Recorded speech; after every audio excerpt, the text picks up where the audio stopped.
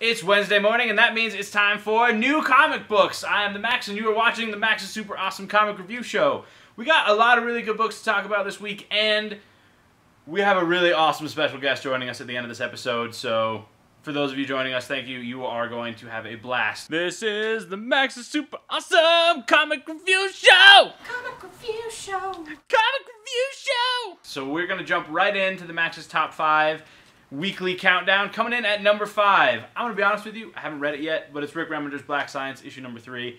I don't need to read it to get it into my top 5 because I know it's going to be awesome. I'm just going to read a little bit of a snippet from the beginning. It's the introduction, the previously on part. It says, previously, anarchist scientist Grant McKay and his team are stranded on a brutal world where a devastating war rages. The pillar, Grant's life's work, and the object that allows travel through dimensions has been sabotaged. Dun, dun, dun.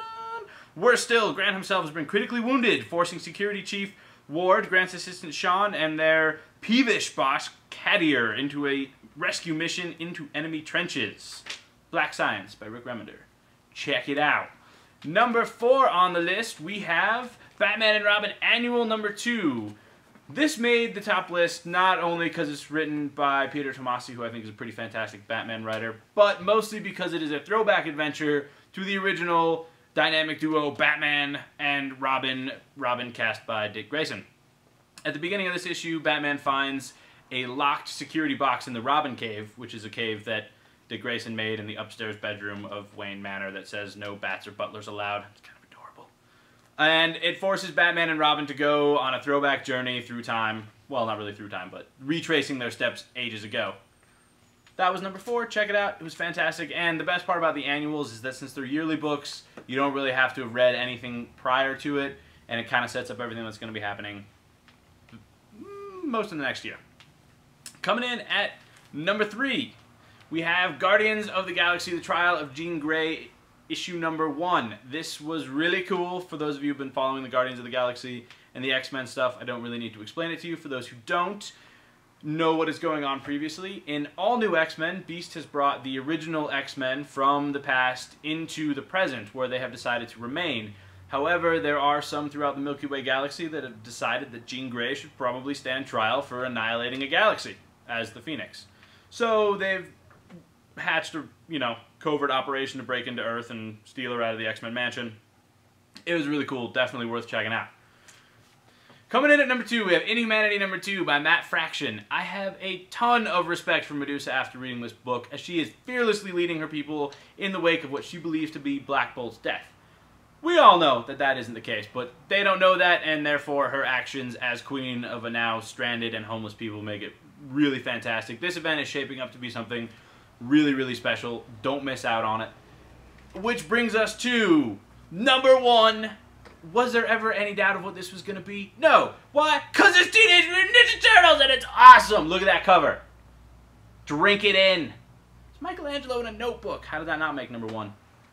In the wake of City Fall, the Ninja Turtles have fled to the countryside where they attempt to recoup and rebuild their family from the devastating attacks of the Shredder.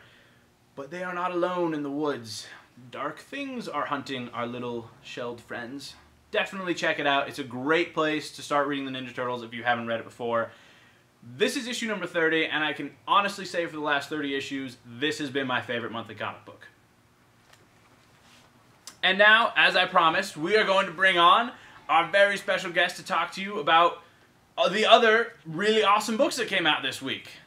And without further ado, here is Foxy! How you doing, Foxy? I'm very well. How are you?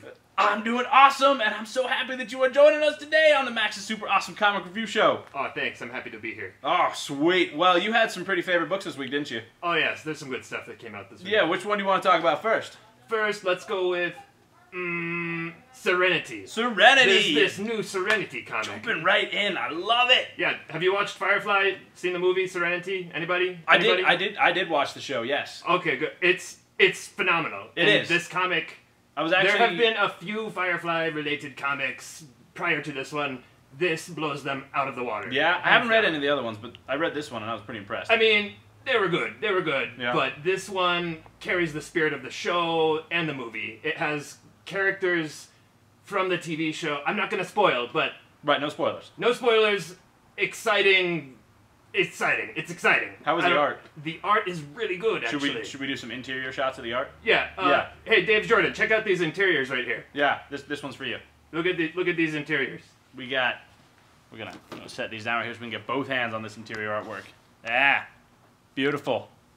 Beautiful stuff here. George Ginty, very good artist. He was on the Buffy the Vampire Slayer series. It's cool stuff, man. That is cool stuff. I was wondering, his artwork did look kind of familiar. Yeah, he's a Whedon loyalist, I guess. Fair, aren't we all? I am. I don't know. Are you? I am. Are you really? I am. Well, part of me did want to film this segment in fake Mandarin, but, you know, that's a side note. That is neither here nor there. That sounded racist. I don't know what you're saying. But you've seen the show? Yeah, I know what you're talking about. Okay. No, Foxy isn't lying. Serenity was really cool. It does have an A and a B cover. The B cover... Woo! Well, there is a B cover. I promise you that. Can somebody get me a B cover? Give me a B cover. Is it going to be on the wall? Yeah. While we're waiting on a B cover, let's move on. We got Miracleman #2 and Superior Spider-Man. Which one do you want to do first? Let's go with Superior Spider-Man. This one's gonna be a quick overview. If you haven't been reading Superior Spider-Man, this would be a good place to jump on before Amazing comes back. We all know that Peter Parker's coming back. It's been spoiled. We know this. What? It was revealed last issue. It's true, I did know that. It's not a big surprise. However, there may be some surprises within the issue and within the subsequent issues as to when he comes back and how the Avengers are reacting to what they don't trust this guy, and for good reason. And the goblins they're fighting. It's happening. It's Goblin War. It is called Goblin War. It is Goblin War. And for that title alone, you should read it, because it's Goblin War. It's awesome! It's pretty brutal. And the last thing... Oh, we got the B cover. We do have the B cover. Actually, I think this was the A cover? Oh, yeah. A cover! A cover, my preference. Very painterly beautiful, but you know. And I actually like the B cover better, because you actually get to see the Firefly ship. And it's representative of the interior art. I believe this is the George Ginty cover. But, you know. It's true, the Fox knows his stuff. I'm a fan. Nice. And, anyway, last book. Let's go to Miracleman. Miracleman! So this is actually Miracleman #2.